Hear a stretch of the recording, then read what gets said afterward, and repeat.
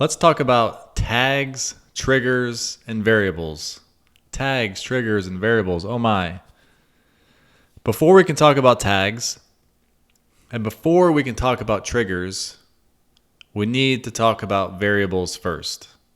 And get that scary word, get it out there. It's not as scary as we think it is.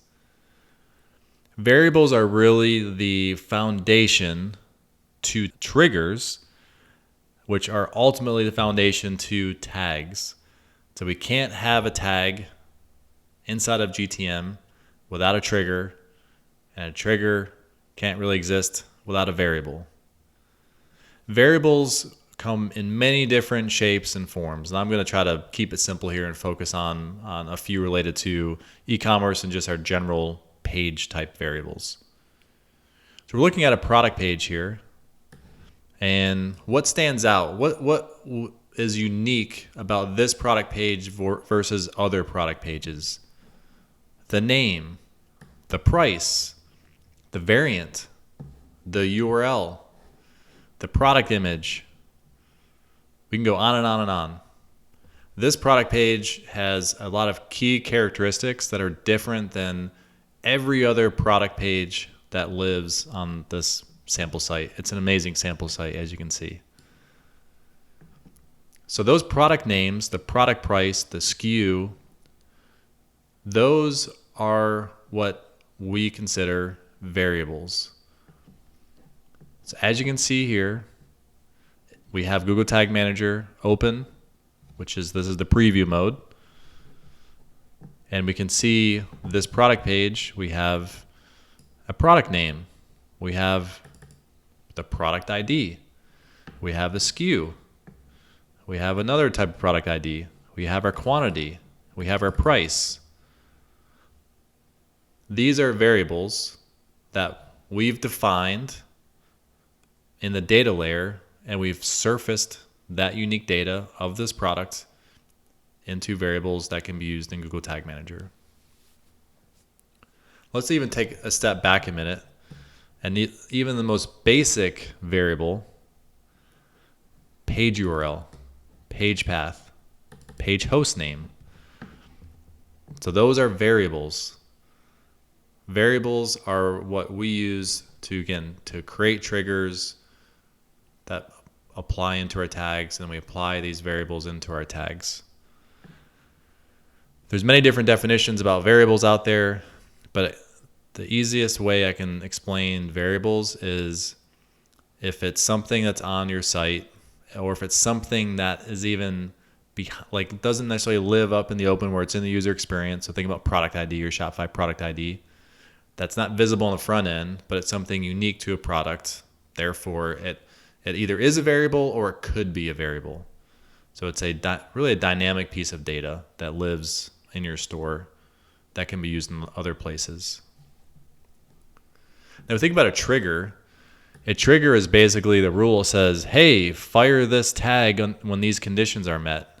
For example, think about enhanced e-commerce. We have the enhanced e-commerce report that looks at product views and add to carts and all of that. Me clicking this add to cart, that's a trigger. I want to send an add to cart event to Google Analytics when anyone clicks add to cart on my product page. So the action of somebody clicking add to cart is a trigger.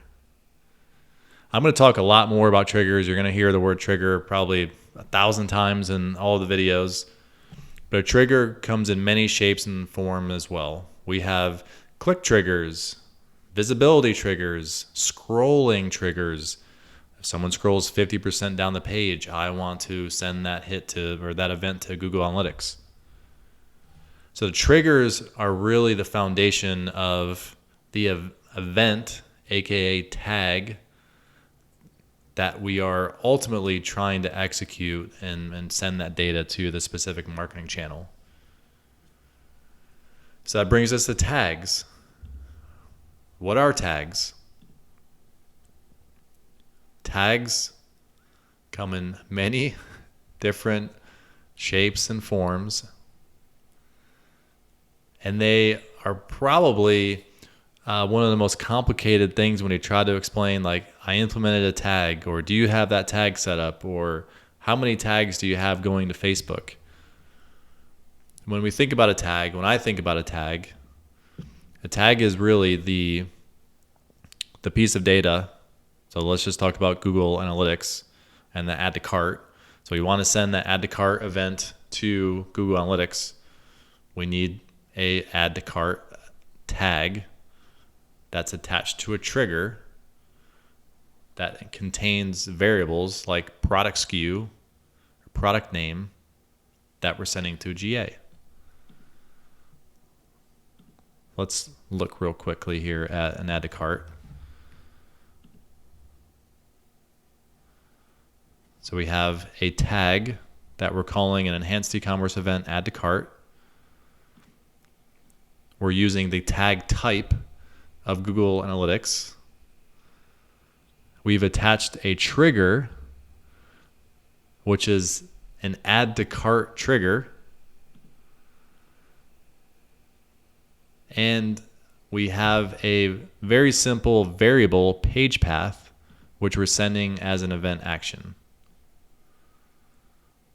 So this is really as simple as we can get. We have an add to cart tag where we want to analyze what percentage of people are adding this product to cart, or what percentage of people on my entire site are adding to cart. And we just have a trigger and a few simple variables tied to it. What else can tags be? Tags can be pretty much anything. Google Tag Manager has a pre-built list of tags, so their own properties like Google Ads, Google Optimize, Conversion Linker, and then they have a bunch of other pre-built tags. So these are common tags. So think about Crazy Egg, Hotjar, you name it, LinkedIn Insights, Twitter, etc. So these are all pre-built tags that we'd simply just go in, add the trigger to that tag. So let's take Pinterest as an example. We have our tag, we assign a tag ID, and we attach a trigger to this. So what really makes tags, and ultimately think about templates, which is it's a new wave of tags, a new way to define how we're sending data to different marketing channels. What really makes tags anything that you want it to be is this custom HTML tag. This allows you to add any custom JavaScript, anything that you want to execute on your site. You can add this as a custom HTML tag. So it can be something as simple as injecting a canonical tag or a meta tag, or it can be a very, very complex tag or script that you would add into your store. So tags, triggers, and variables, they're all interconnected. You can't have a tag without a trigger. And really, you can't have a trigger without a variable either. If we look at triggers here, our page view, so a basic page view trigger, we have a rule where this trigger fires on all page views. And basically, our page view is a page URL or something similar to that. And we're just saying, all right, no matter what that page URL variable is, fire this all the time. Or if we only wanted to fire a tag on a specific page, then what we could do is just create a very simple rule using this variable where page URL contains products.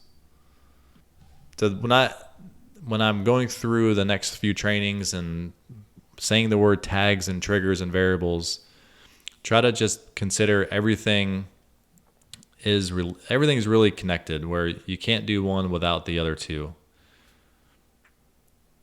In the world of tags, we are going to put a lot of focus on third-party marketing tags. So think about Facebook or Facebook events or pixels or AdWords remarketing tags, our Google Analytics custom event behavior tracking tags. We're going to really focus in on what we see 80 to 90% of e-commerce stores using and Shopify stores using. It's really honing in on our marketing tags and our Google Analytics tags.